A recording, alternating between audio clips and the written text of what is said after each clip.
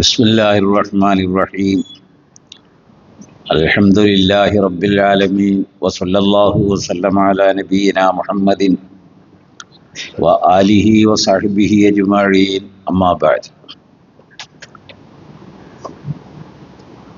അള്ളാഹുവിൻ്റെ മഹത്തായ അനുഗ്രഹത്താൽ റമദാനിൽ 22ാമത്തെ രാത്രി അതിന് നമ്മൾ സാക്ഷികളാവുകയാണ്. അവസാനത്തെ 10 ദിനങ്ങളിലാണ് ഇപ്പോൾ ഉള്ളത്. ഉമ്മുൽ മുഅ്മിനീൻ ആയിഷ അലൈഹിർ റഹ്മ നബിയോട് ചോദിച്ചത്, ഈ രാത്രിയിൽ ഞങ്ങൾ ഇഅ്തികാഫിലാണ്, ഞങ്ങൾ എന്താണ് ആവശ്യപ്പെടേണ്ടത്? അപ്പോൾ റസൂലുള്ളാഹ് അവരെ ഉണർത്തിയത്, അല്ലാഹുമ്മ ഇന്നക അഫൂൻ തുഹിബ്ബുൽ അഫ്വ ഫഅഫു അന്നാ.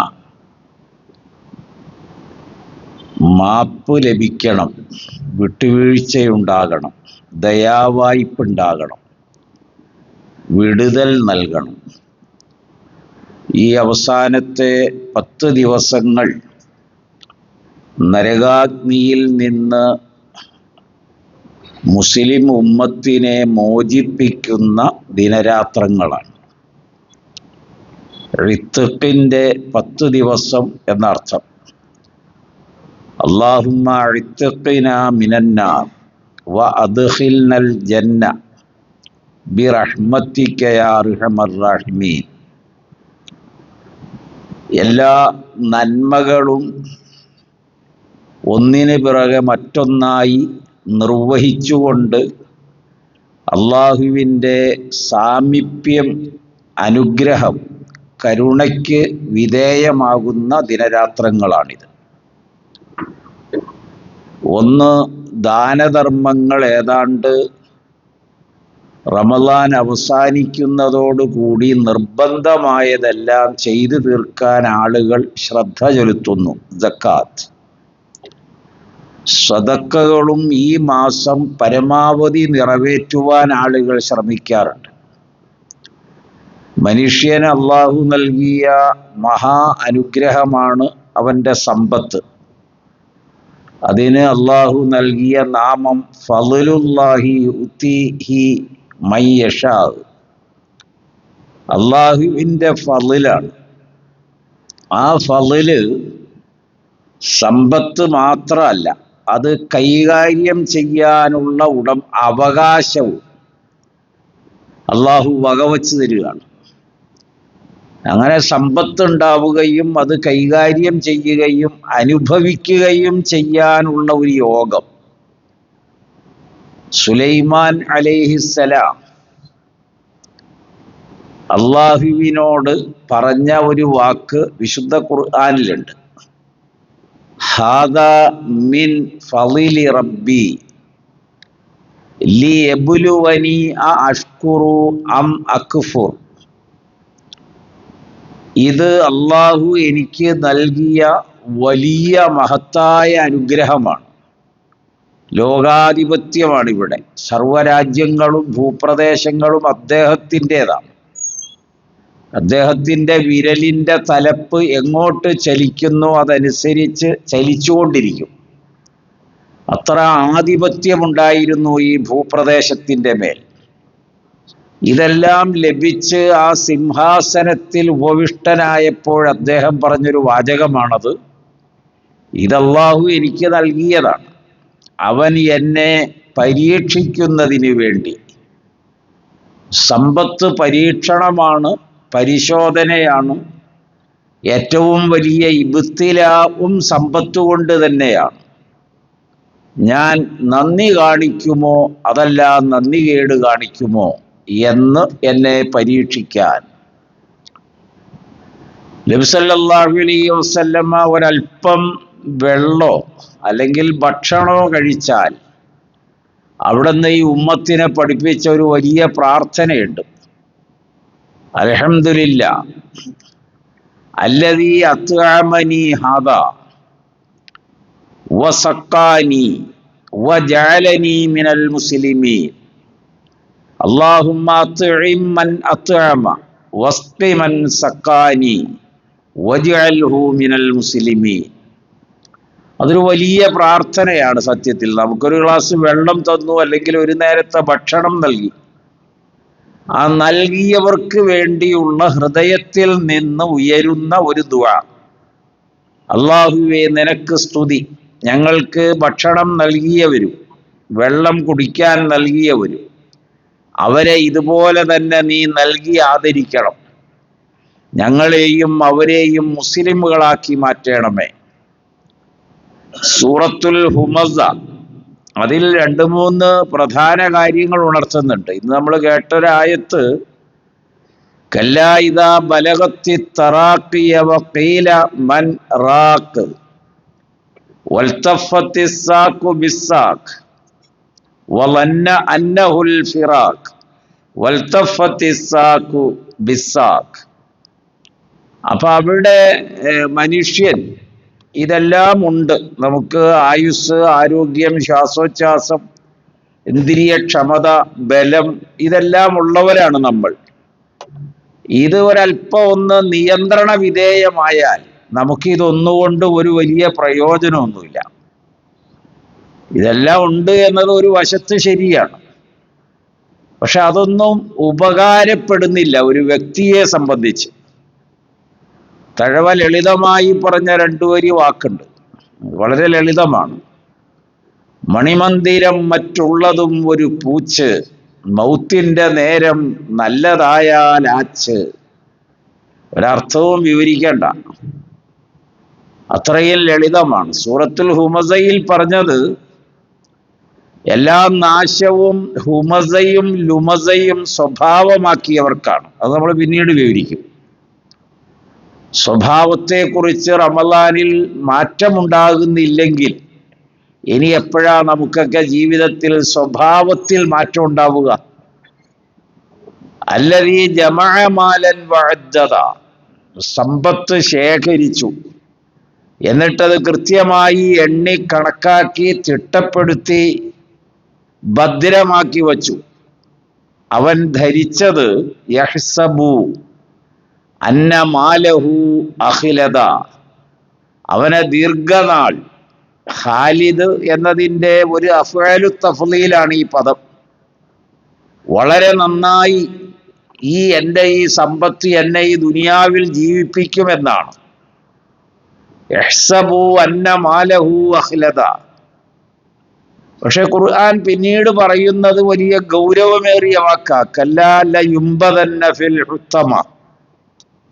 അല്ല, അങ്ങനെയല്ല, നാം അവനെ ഹുത്തമയിൽ എറിയപ്പെടും.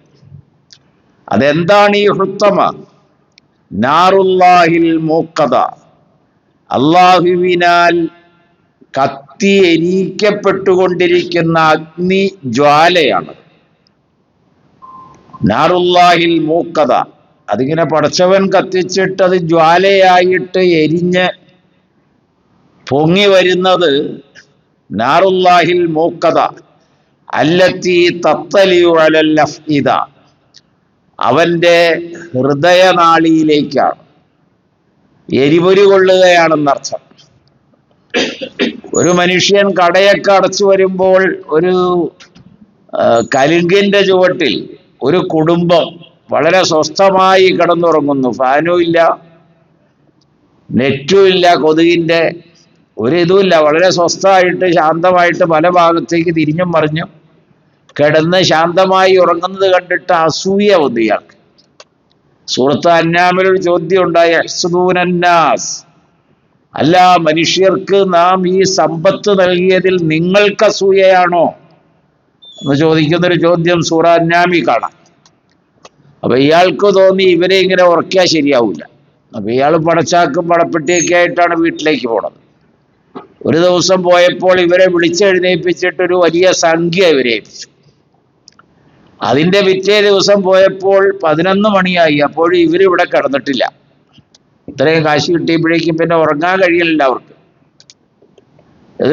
ഒരു പ്രത്യേകമായൊരു ഉദാഹരണ രീതിയിൽ സൂചിപ്പിച്ചെന്നേ ഉള്ളൂ. ഉള്ളിൻ്റെ ഉള്ളിൽ നിന്ന് കത്തിക്കപ്പെടുന്ന ഒരു ജ്വാലയിൽ അമർന്നുകൊണ്ടിരിക്കുന്നു എന്നാണ്. എന്നിട്ട് ആ വാക്ക് അവസാനിപ്പിച്ചത് വല്ലാത്ത ഫീ എന്ന് എന്താ കല്ലാലയുമ്പതന്ന ഫിൽ ഹുത്തമ നാറുല്ലാഹിൽ മൂക്കത്തുല്ലത്തി തത്തലു അലൽ അഫ്ഇദ ഇന്നഹാ അലൈഹിം മുഅ്സദ ഫീ അമദിൻ മുമദ്ദദ. നീട്ടപ്പെട്ട പുകക്കുഴൽ പോലെയാണ്.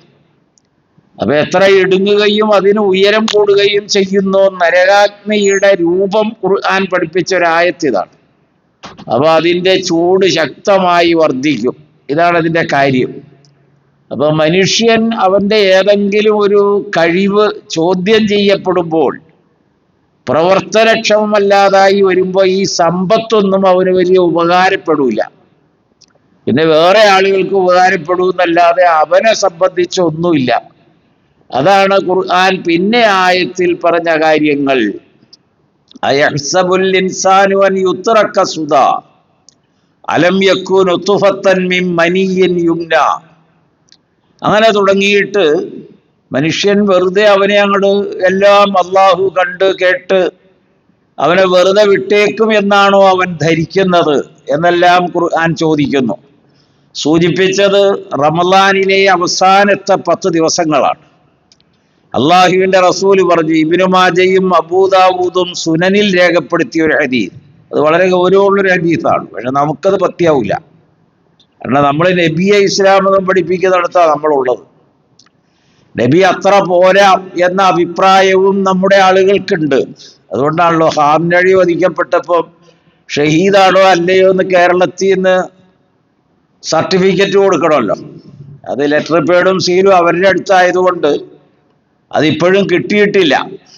മലക്കുകൾ കാത്തിരിക്കുകയാണ് അവിടെ. അതൊക്കെയാണ് നമ്മുടെ കേരളത്തിലെ ഇസ്ലാമിക അവസ്ഥ. ഇതൊക്കെ കൂടെ ചിന്തിക്കുന്നത് നല്ലതാണ്. ഞാൻ സൂചിപ്പിച്ചത് അള്ളാഹുവിന്റെ റസൂല് പറഞ്ഞു. ഇബ്നു മാജയുടെ ഉദ്ധരണം അബൂദാവൂദിന്റെ സുനന്. അത് ബദലുൽ മജ്ഹൂദിലൊക്കെ അതിന്റെ ഹദീദിന്റെ വിവരണം വായിച്ചാൽ മനസ്സിലാവും.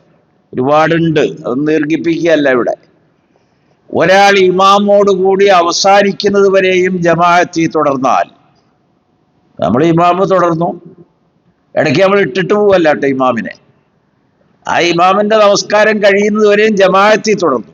എന്നാൽ എന്താ കൂലി? അവൻ ആ ഒരു രാത്രി മുഴുവൻ നമസ്കരിച്ച പ്രതിഫലമാകുന്നു. അപ്പൊ നമ്മൾ നബിയോട് ഞാൻ ചോദിക്കുക, ഞങ്ങളപ്പോ വിത്തർ എന്ത് ചെയ്യുന്നതാണ്? വല്ലാത്ത ചോദ്യമാണുള്ളത്. ശരി, ബാക്കി നിങ്ങൾ ആലോചിച്ച് പഠിക്കുക എന്താ ചെയ്യേണ്ടതെന്ന്. ഞാനിതെല്ലാം ഇവിടെ പറഞ്ഞ് തീർക്കല്ല. വളരെ സങ്കടം തോന്നാറുണ്ട്. എന്താണ് നമുക്കൊക്കെ പറ്റിപ്പോയത്? ഏറ്റവും കൂടുതൽ ഇപ്പൊ നമ്മൾ ഫിത്ർ സക്കാത്തിന്റെ സമയമാണ്. ഒരാൾക്ക് 150 രൂപ വെച്ചാണ് നമ്മൾ വസൂൽ ചെയ്യുന്നത്. തരാൻ ആഗ്രഹിക്കുന്നവരൊക്കെ അടുത്ത ബുധനാഴ്ചയ്ക്ക് മുമ്പ് തരണം. ബുധനാഴ്ച ഇൻഷാ അല്ലാഹ് നമ്മളത് വിതരണം ചെയ്യും. വെള്ളിയാഴ്ച ഇൻഷാ അല്ലാഹ് പെരുന്നാളായിരിക്കും ഉള്ള സാധ്യത വളരെ വളരെ കൂടുതലാണ്. അല്ലെങ്കിൽ എന്തെങ്കിലും ആയിക്കോട്ടെ. ഉമർ റളിയല്ലാഹു അൻഹുവിന്റെ ഭരണകാലത്ത് 2 ദിവസം മുൻപാണ് ഫിത്ർ സക്കാത്ത് അദ്ദേഹം മദീന പ്രദേശത്ത് ഒന്നടങ്കം വിതരണം ചെയ്തത്. ഇമാം മാലിക് അദ്ദേഹത്തിന്റെ മുവത്തയിൽ അത് രേഖപ്പെടുത്തിയിരിക്കുന്നു. അതുകൊണ്ടാണ് നമ്മൾ അങ്ങനെ ചെയ്യണത്. വളരെ നേരത്തെയിലാണ്, 2 ദിവസം മുമ്പ്. ഇമാമുൽ ആലം അബൂ ഹനീഫ അലൈഹി റഹ്മ പറഞ്ഞത് റമളാൻ 1 മുതൽ തന്നെ അത് ചെയ്യാം. കാരണം അതൊരു ഫിദിയയാണ്. റമളാനിൽ നമുക്ക് ഉണ്ടാകുന്ന ഏതൊരു കുറവുകളും പരിഹരിക്കാനുള്ള ഒരു ഫിദിയയാണ്. അതുകൊണ്ട് അത് എപ്പോൾ വേണമെങ്കിലും ആകാം. അതുപോലെ സക്കാത്ത് നമ്മൾ സ്വരൂപിക്കുന്ന സമയമാണ്. അതിനോട് സഹകരിക്കുന്നവർക്കും സഹകരിക്കാം.